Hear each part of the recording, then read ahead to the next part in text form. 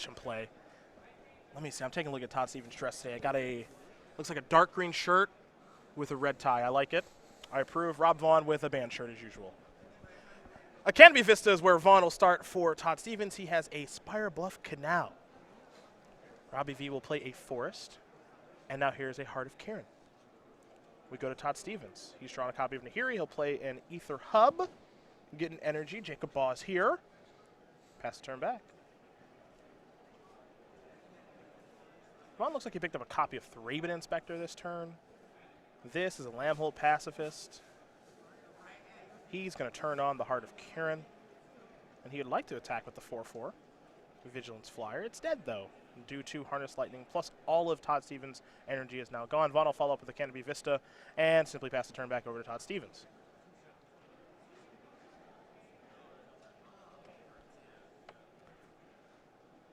Some mana issues here for Todd. Stasis Snare with no white mana currently. Because Hub, he's out of energy, and then 2 copies of Spire Bluff Canals. Now, I know a lot of people have said, you know, the mana is really good in this deck, and I actually do think it is. There's plenty of dual lands to go around, but this can happen sometimes. Definitely.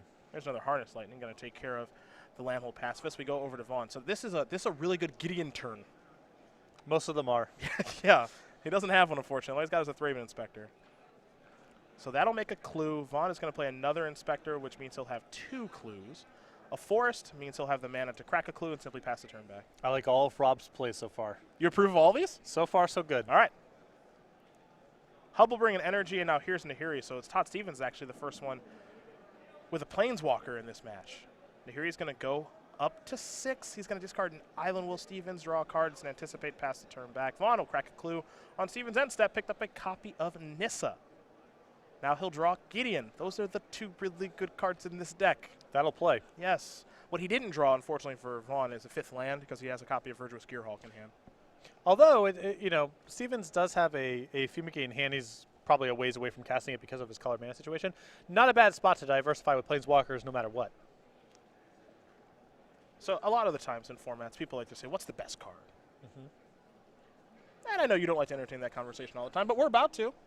Okay. Is Gideon the best card in this format right now? I'm guessing no. No? It's certainly super good. And for the decks that play it, it is probably their best card. But, again, a lot of it depends on the sort of the shape of the metagame.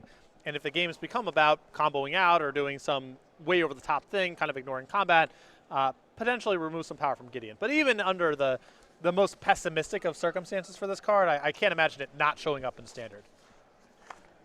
It's powerful. Some people, some players on social media and stuff were surprised that this one didn't get the axe with Copter and Emrakul and Reflector Mage and stuff like that.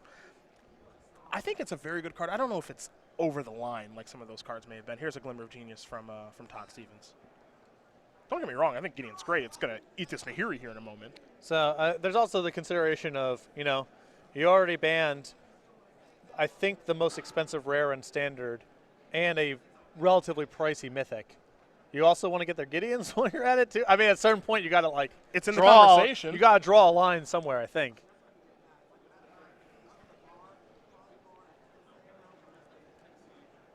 Stevens is done with the Glimmer.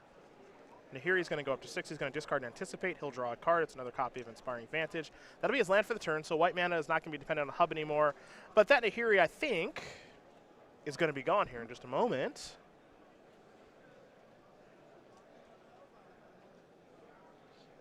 Gideon's going to go up. Love this split here from Vaughan, sending exactly lethal at Nahiri. Yeah. Leftovers going to Stevens. He's on his A game. I'm feeling good. Feeling good about Baltimore. Feeling good. That's just a pass. Oh, just a pass. So much discipline. Anticipating the sweeper. Also has Stasis Snare at the ready, too. Yep. In case the combo shows up, he's got a clue to sack, so his mana isn't burned off in the event that Stevens says nothing. Oh, yeah, right, because they can combo from 6 mana. Right. It's actually pretty smart to leave that available. Oh, yeah. You got to get used to that. Oh, yeah. That they can just combo from 6. Yes. Pretty easily. And also when you're playing against a Jeskai deck, even though he hasn't seen Saheeli or Feldar Guardian yet, pretty safe to assume. Yes. I would think that that's going on over there.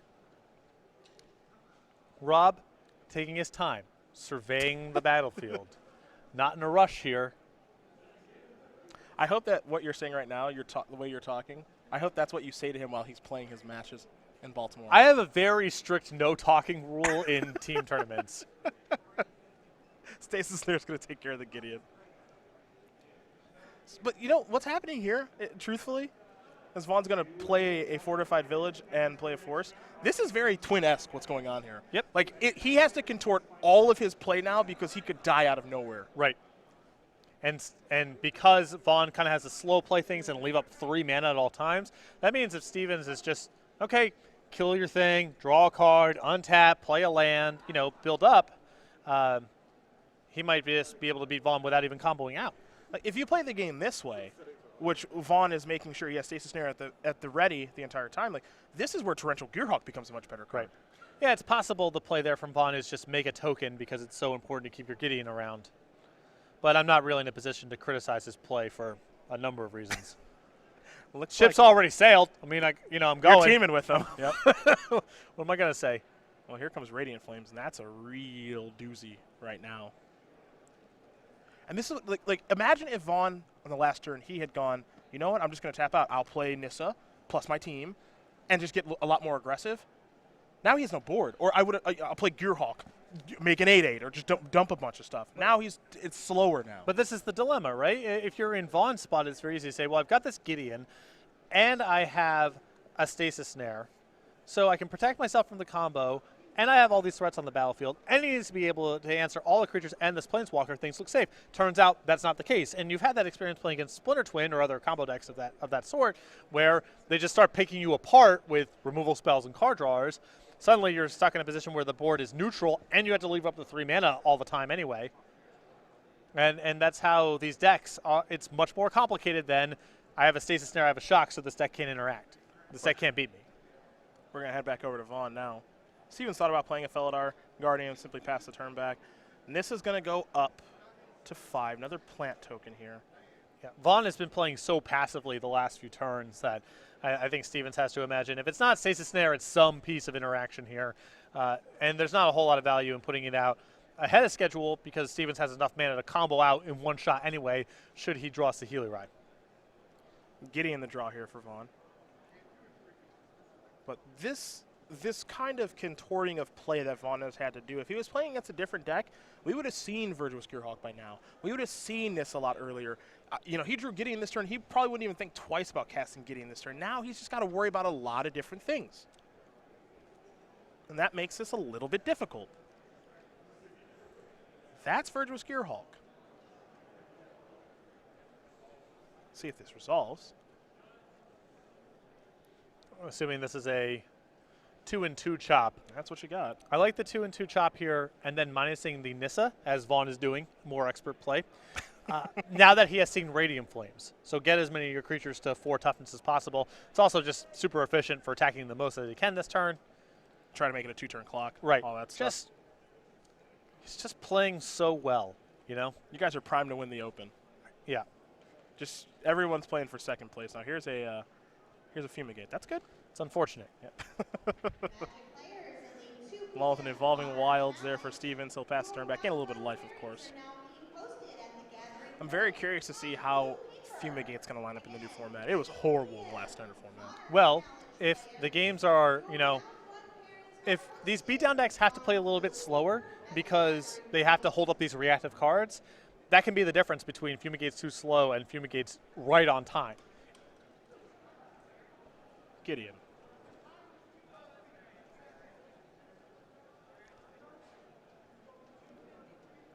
Night Ally, Plant. Feels like we're in early 2016. Green-White Dogs just need a Hangerback Walker and Evolutionary Leap. Then all of a sudden, Jerry T's 15-0. That deck was a hoot. Simpler times. It was a really good deck. It was a very good deck. But it was simpler times. Yeah. It's funny, again, this entire game, the way it's being played is because of the presence of the combo, and this is not the last time we're going to see this. Yes. Again, Vaughan could have probably gotten way more aggressive, and truthfully, maybe if he got more aggressive, he would have lost. Because just of the Fumigates Because and of Radiant, Fumigate, Radiant Flames. So maybe the pacing of the game has worked in his favor, as he's drawn the planes here, still has the Stasis Snare and the Virtuous Gearhawk.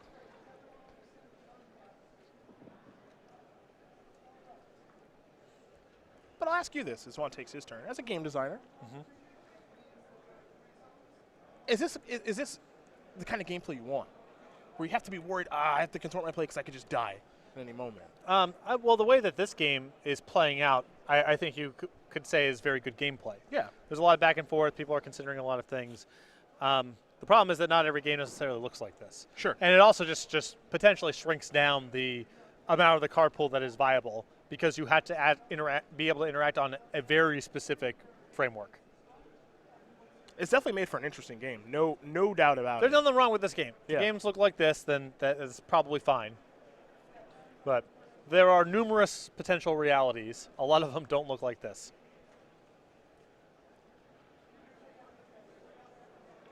Gideon's going to go up to 5, which means it's going to turn on, and now Nissa is going to tick down, which means it's going to make the creatures on the battlefield a little bit larger, including Gideon.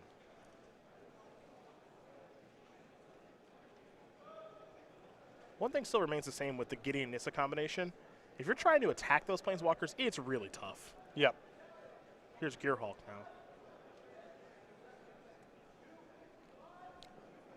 And this is a card I expect to see more of, too. And so we talked about a little bit earlier when we saw Emma Handy playing in her third game of her match, which she ended up winning.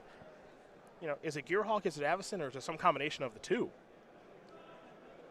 This is a little bit of odd sequencing here from Vaughan. If he had no intent of putting the Virtuous Gearhulk counters on the Gideon, then maybe you go there first so the Gearhulk gets a counter from the Nissa. Probably not a big deal regardless, but Stasis Snare going to take care of the Gideon.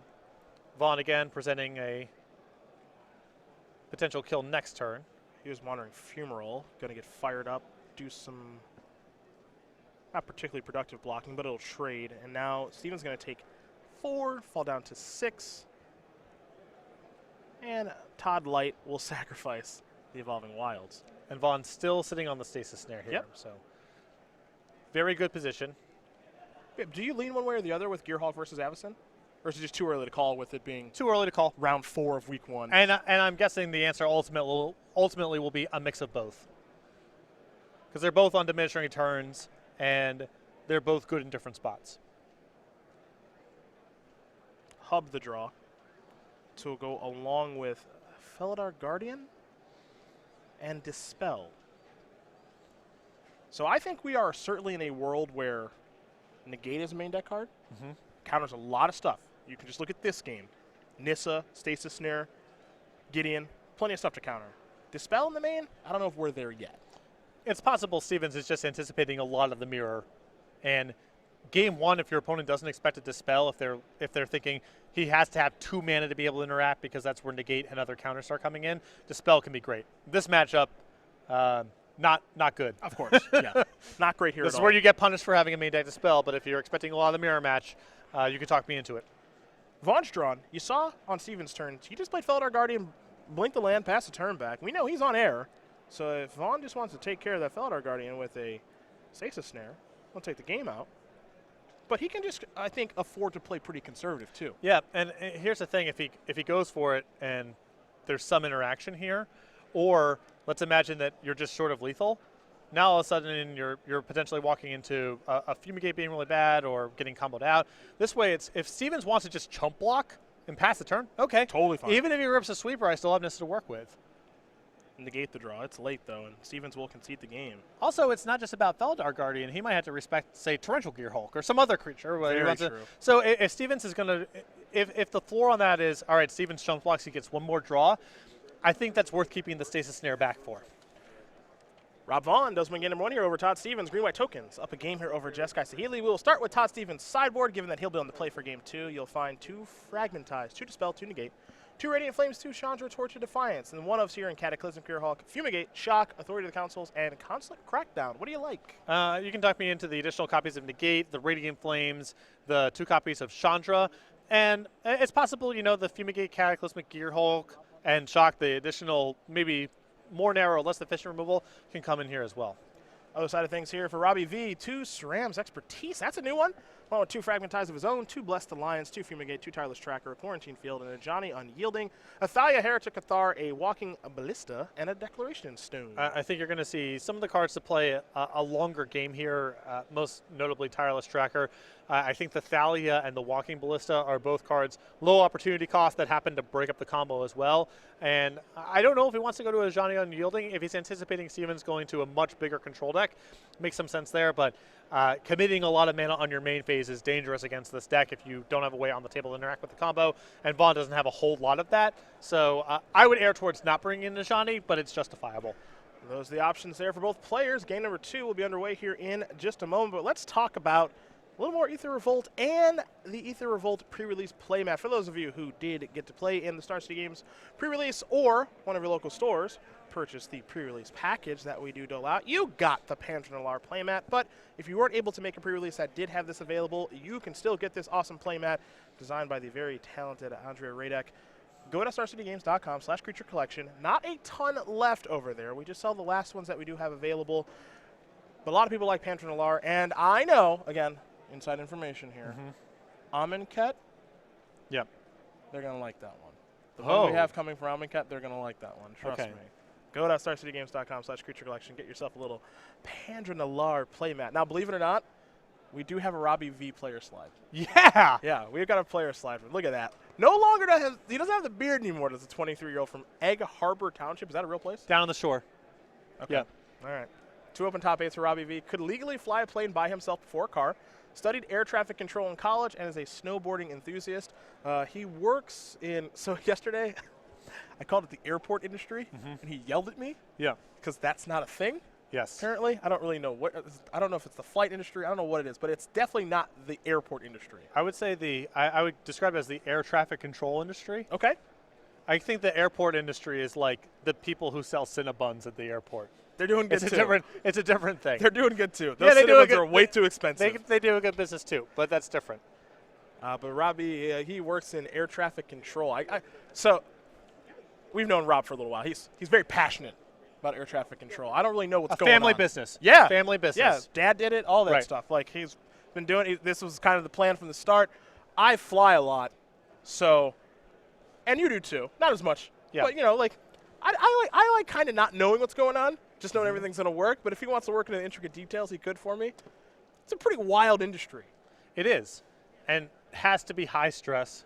Stakes are very high. Pretty high. Pretty high. Don't want to get any of that stuff wrong. Say that. Yep. So I like that my plane goes up and comes down, and everything's okay. And I do feel better knowing that some percentage of the time, my life is in the hands of someone who so skillfully played that first game. That's true. That's true. You played great. That means your airplane's gonna be totally fine. You know, I think there's a decent chance that if we are to day 2 Baltimore, that we will not show up and play day 2. I think that's in play. Let's keep it together here. You guys are here to win the tournament. We are, and that it could go that way too. That's right? true. I just don't want to. 2 really good cogs in the wheel. My concern is player C. Chad Castell. Yeah, player C on the team. He really. The problem that I have, I think Chad's a sharp player and love the dude to death, you know. But he does like Lingering Souls, A little too much. and related cards in Modern too much for my sensibilities. But one could argue Fatal Push, big for Chad's Modern career. Like going through his deck in Modern, the pre-bannings where you die on the second or third turn, that's just what happening, and seeing a Shambling Vent, it's like you are imagining a much different world than the one that I believe exists in this format. Well, it's a little faster than Shambling. Like a land that enters the battlefield tapped is already just okay. It's got to be really good. You're gonna need to do some convincing here. He's just looking to play a fair game, man. Yeah. Todd Light, that's Todd Stevens. He's going to take a mulligan here. So someone on Twitter, Ryan Holloway asks, doesn't Joe Lissette's Metalwork Colossus deck seem like a standard version of Tron? Not entirely. No, because he's still casting. Like the process of getting his payoff involves casting spells the whole way. When Tron's frustrating and non-interactive, it's just here's a land, here's a land, here's a land. Now here's all this stuff, and at least countering some stuff along the way, the smaller pieces does matter. Also, a 10-10 without trample and without flying is just not nearly the same level of payoff as Ugin, everything is dead in perpetuity. Karn, everything is dead in perpetuity. Ulamog, like your deck's gone and your best stuff's gone. You're gone. Your deck's gone. It's not the same thing. The payoff's not the same. Looks like Todd Light going to take another mulligan here. So on a scale of 1 to 10, how much do you want to see Aetherflux Reservoir fry somebody today from Mason Chef? I mean, it'd be cool. I'll take it all. It'd be cool. I'm down for anything. Yeah. I'd be totally fine with that. Dust off the ghoul steeds. Be happy. I remember that. That was a lot of fun. Just Ryan Hovis? I want to know what you're down for, and then show it to me. Yeah. That's what I want week 1. What are you thinking is good? I know what I think is good. I want to know what you think is good. Todd Stevens going to keep 5 cards. Wandering Fumarole, he's right to the bottom as Vaughan is going to play a Canopy Vista, pass the turn back. And there are no wrong answers. Now, it turns out that most of the answers are wrong eventually. But week 1, no wrong answers. Here's a Heart of Kirin. That will resolve. Harness Lightning the draw there for Stevens. He'll play a Prairie Stream, pass the turn back. Over to Vaughan we go. I will say this. I'm noticing this now, having watched Game 1 and now watching this game develop a little bit too. Heart of Kirin is kind of bad news for Nahiri. That's a tough card to interact with. Yeah, that's true. That's true. Also, it's telling that Harness Lightning doesn't kill it, and now you have to ask yourself how much like 2-mana removal does kill it. Right. Now there are ways, Blessed Alliance, Grasp, stuff kills it. And the thing is, and we saw right there, even though it's hard to interact with Heart of Kirin, it's crew 3, and you can interact with the stuff they're trying to crew it with, typically. Another Heart of Kirin the draw. There's a Thraben Inspector. Clue on the way here for Vaughan. And now he will sacrifice the clue. Draw a card. And that's why the play pattern of Heart of Kirin versus Smuggler's Copter is so different. You just can't stop Smuggler's Copter by trying to kill every creature they play. It doesn't work that way. It's just impossible. There's only so many 3-power creatures that people can play and play them on time. So you have more sideways ways of interacting. Evolving Wilds here for Stevens. We're going back over to Vaughan, who misses land drop last turn. And attack here for 1. I mean, I will say this. For Heart of Kirin, I do think it's a very good card. It is not great in multiples because it's legendary, stuff like that, but you got to work for it. Oh, yeah. You definitely got to work for it. Yeah. The payoff's good. Smuggler's Copter requires almost no work. Heart of Kirin requires quite a bit of work. Radiant Flames, the draw there for Stevens. There's a mountain. What do we have here? We have Nahiri. Starts on 4, goes up to 6. Discard. Radiant Flames. Draw, copy, negate. Not a bad draw, actually. Vaughan will draw. Revergerous Gearhawk. Now keep in mind, we are at the flashpoint now, and this is in Vaughan's head, where he can die. The combo requires 6 mana, because it's 7 mana total for the creatures for the cards in question, and you get a rebate of 1 because the Feldar Guardian can blink out a land. So for as the game's still kind of developing, Steven's mulligan to 5, maybe he's drawn out of it a little bit, that sort of feel of it, Vaughan can just die. Here's Gideon. And negate will take care of that. I'll tell you, I really like negate in this format a lot. Yes. It surprises me that Stevens has, not that he has main deck dispel, period, but because he has one before he has a 4th copy of negate. Well, piece 1 was just drawn. Saheeli Rai. This is exciting because Rob might just die from here. He's going to play Saheeli. Oh, I love this. No, can he do that? So he's going to scry. And just pass the turn back. Okay. Not in that big of a rush. It's still a little weird to me. I would rather play Saheeli and then scry before deciding what I wanted to do with the Nahiri. Yeah. Because, who knows? I think he scried the top card to the top, though. I think he kept it up there. But now Rob's in the squeeze here of, well, if I try to leave up all this mana to interact with the combo, I'm just going to get buried by Planeswalkers. Yeah, I mean, he just has to play. Right. In my opinion, because if he just leaves up mana, like you said, he just gets annihilated by Saheeli and Nahiri. I mean, Thalia is kind of the best of both worlds here because it is a play to make and also prevents the combo from triggering next turn unless Stevens has help. There's Thalia. Also just send an attack here at the Saheeli Rai, too. Yeah, I can clear it out. Beatdown's there, Beatdown's there. I think Stevens has a Harness Lightning. Yep, that's good. All right, well, Rob may be dead. Draw a card. And he left on top, if memory serves.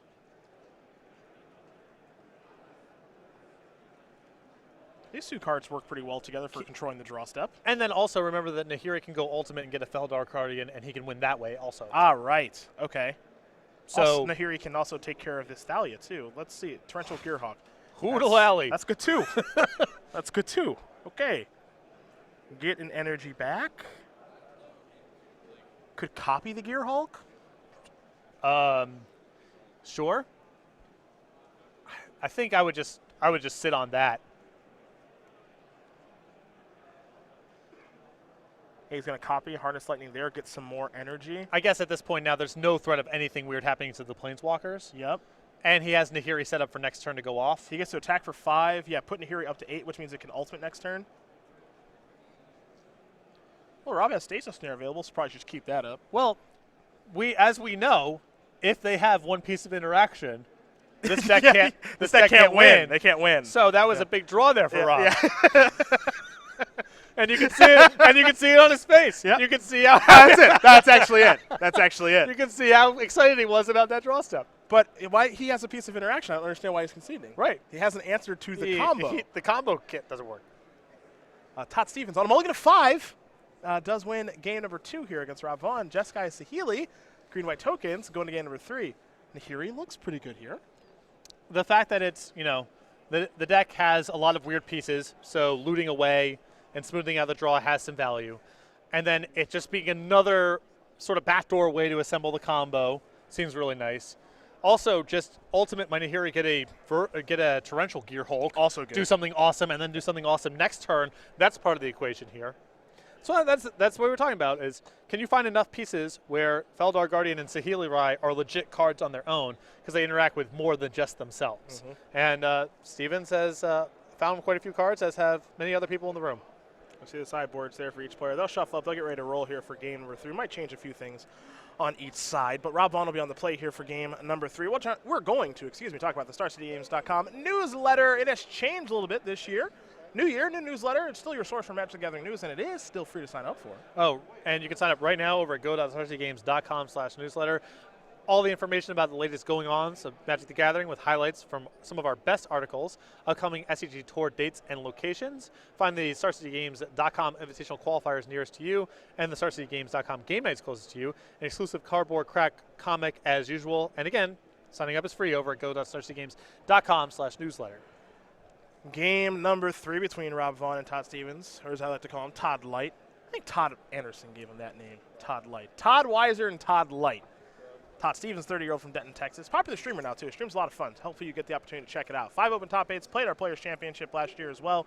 Played Division I college tennis at Robert Morris University. Refuses to wear a hoodie or a pair of sweatpants, which is true. He streams in a dress shirt and a tie, and he's a high school math teacher. So, Todd, because he's not the most... Which one? Stevens. Okay. Not the most outward guy. Yeah. He's got that definitely that southern sense of politeness about him. And he's very formally dressed at all times. Yes. You may misread him as not being a funny guy. He's a really funny guy. Very funny. And I have not checked out his stream yet, but I imagine it's informative and entertaining. It's an enjoyable watch. Yes. Michael Majors and I watched that this week? I have no concept of time. I think it was on Tuesday. It was fun. It was fun. And then we watched a sweet GoldenEye speed run. I can't get into the speed runs. That's when you can. Okay. Have you played GoldenEye? Of course. Okay, so there is a mode on GoldenEye where when you're playing in just campaign mode, where the second player controller can control the strafing for you on the C button. Oh. So what happened was let's imagine that you were controlling the strafing and I'm controlling the shooting. Oh. And guys beat the game doing that in like 22 minutes. Wow. It's unbelievable. Just running the pick and roll. Yeah, it's unbelievable. At a couple stages, they would switch controllers because one of them was better at strafing in one stage and shooting in the other. And one of the guys, so I can't remember his name, he's very inspirational. Like, they're doing a speed run, he's just going like, great run, good pace. He's keeping his partner engaged. He should be a leader of men. Yes. Perhaps a leader on a 3-person team in Baltimore. Absolutely. It was not my leadership style. I've watched it multiple times. It's the best speedrun I've ever watched. But back to the action in front of us. Thraben Inspector, not going to do any speed running, not going to set any records on killing the opponent. But it does bring a clue along with it. A forest, an attack for 1. Is there a follow-up? No, just going to crack the clue as we head over to Stevens. Well, we'll see if he cracks it. We'll see if he remembers. I have a feeling. Still playing great. Vaughan will draw an Oath of Nissa. Another attack for 1. Hasn't missed a point of damage yet. Great attack. Yep. Now here's an Oath. Top 3, a Plains, a Thalia, a Forest. Yeah, Thalia's a good choice. I just don't know if Thalia is the go-to card against this deck. It dies pretty easily. If it's one piece of the puzzle among many pieces, sure. If you think that it's going to be enough on its own, you are wrong. And there's a lot of cards that are kind of in that camp. Vaughan might be thinking second Oath of Nissa. And he is, so take a look at the top couple. Gearhulk in there, another Oath of Nissa, and a Fortified Village. He'll take the Gearhulk.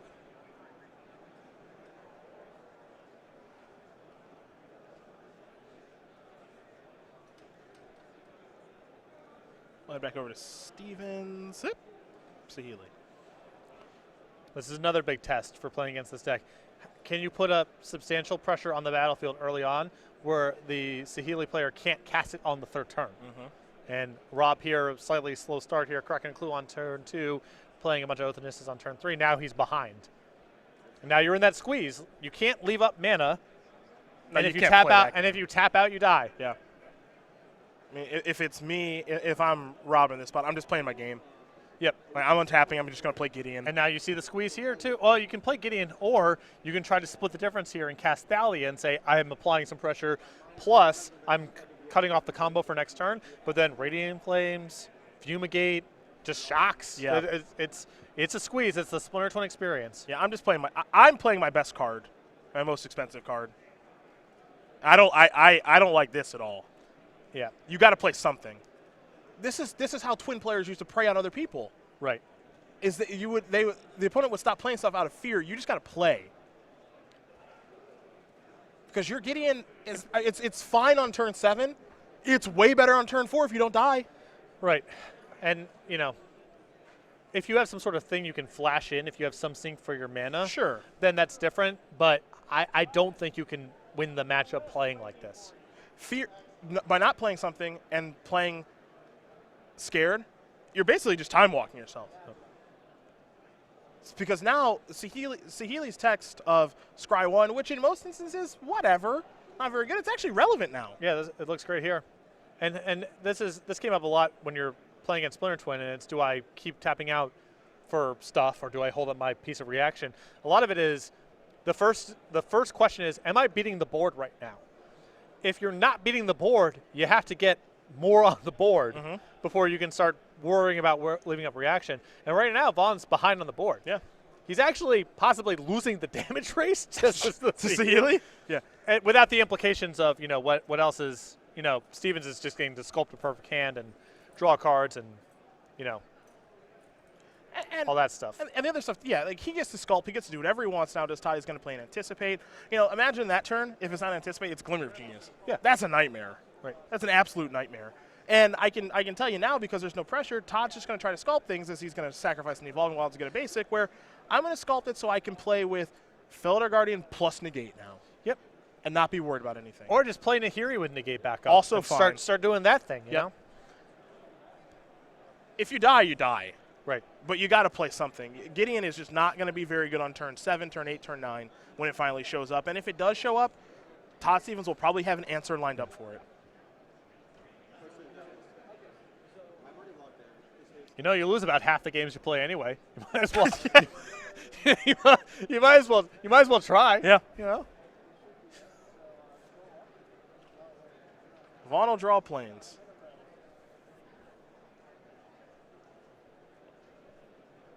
Saheeli back down to 3. Now here's a Thalia. But, the other thing, too, and I'm not trying to harp on or anything, but, like, if you're Rob when you're casting this Thalia, you can't realistically think, like, yeah, this is good to go. Yep. You know? He's going to have some real issues with this. Like, you just can't think And that. in fact, Vaughan immediately went to put the Thalia in the graveyard, assuming that it was going to be a Harness Lightning or some removal spell. I think the reality will be much worse, that it's just Radiant Flames, and then Vaughan is left with this 3-mana up holding a Stasis Snare with no targets, and then has to untap and, you know, do something, one imagines. Stevens will draw. Inspiring Vantage. Also, what's ugly here for Vaughan, fortunately for him, the 6 land enters the battlefield tap, but then he could have worked himself into torrential Gearhulk territory. Sure. That'd be bad news as well. It's a lot of spots of just make him have it. Oh, that's the other concern with slow playing against this deck in a general sense, is torrential Gearhulk can just win the game on value and rate if you don't put enough pressure on. Yeah, you don't want anything to do with that. What's the worst feeling when you're playing a Chess Control? When they play land 6 and pass. Yeah. Radiant Flames is going to take care of the creatures. And this is the bad scenario here for Vaughan, is just too much mana has gotten burned off in a spot where Stevens has been able to use his mana, not under any pressure, to sculpt his hand. Now, it doesn't mean he can't come back from this, but I think that you as a player in a spot like this, you have to shift your gameplay. Like, I personally would just, like, he drew a Nissa this turn. Yep. I would play getting Nissa and just try to get on the board. Well, at this point, you've given Stevens so much opportunity to improve his hand that I think you have to keep the lineup now. And it's not like Nissa adds that much pressure in the scheme of things, but this turn against next turn. Sure.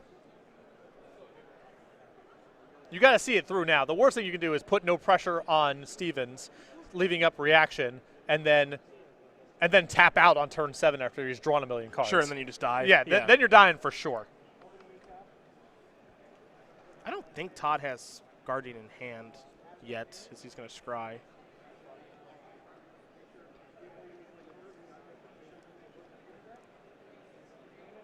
Prairie Stream looks like it's going to be the land here in just a moment.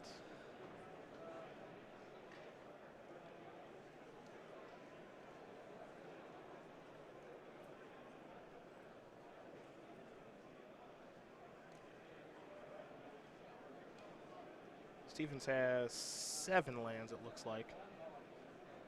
Nahiri probably good to go now. Yep. Now he's starting to build the incremental advantages of Planeswalkers, which is difficult for green-white tokens to come back from. Snare, Stasis Snare, Fumigate, Glimmer of Genius in hand here for Todd as we head back over to Rob. No discard should feel pretty good for Vaughan. Good spot. No, my hand cannot get better. I'm good.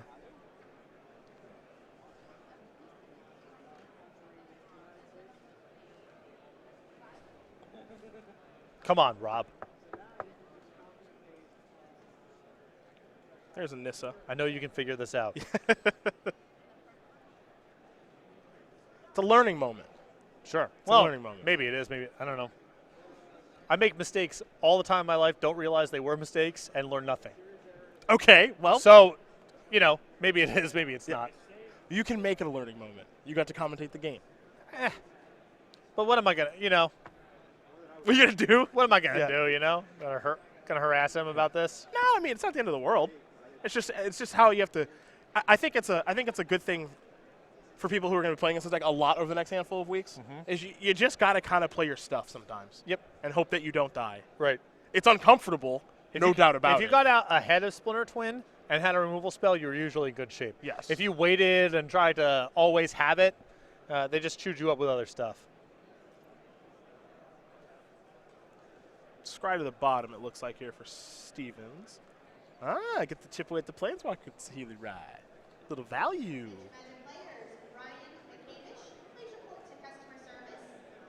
See what comes next here for Todd Light.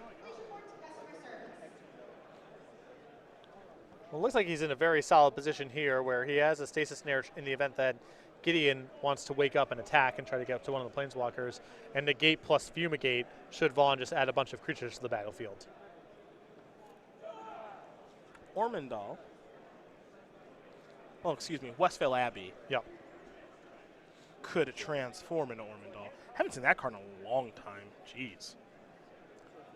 Could be poised for a comeback, not just green-white tokens here, but there's a lot of Servo Thopter kind of stuff at a good enough power level that you know, wouldn't shock me if Westvale Abbey was poised for a little bit of a resurgence. Pretty good card when it transforms. Pretty good card just in general, though.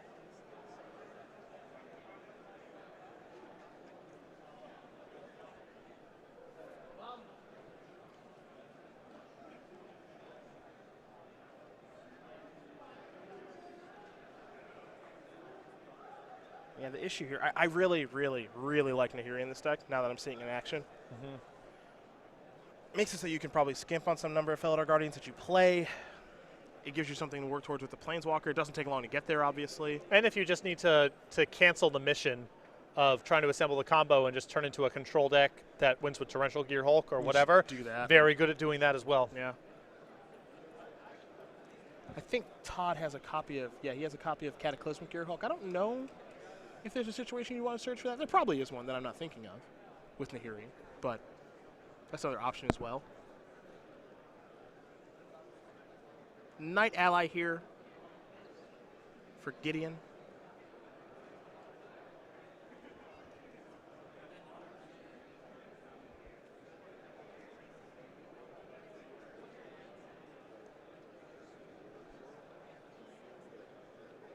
Now here comes a Gearhulk, I believe. Yes.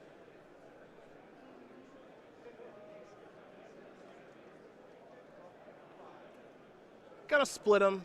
2 counters on each. Again, remember that Stevens is threatening to win the game next turn on the table with Nahiri's ultimate grabbing a Felidar Guardian. Vaughan obviously has a lot of attacks to make and he can manage to some extent, but that is where he is at. He needs to get some loyalty off of Nahiri or get Saheeli off the battlefield. He's going to try to get some loyalty off of Nahiri, it looks like. What do we have here? Glimmer, maybe? Or just animate Wandering Fumarole, block something, stasis snare your other attacker, untap and win the game with negate back up. Gotcha. There's that too, which I believe is what we're about to see. I think you're right. Because there is Fumarole looking to block, and now... Although I guess negate isn't... Oh no, negate's still cover here, because Vaughan has to do something with the stasis snare. Oh, yeah.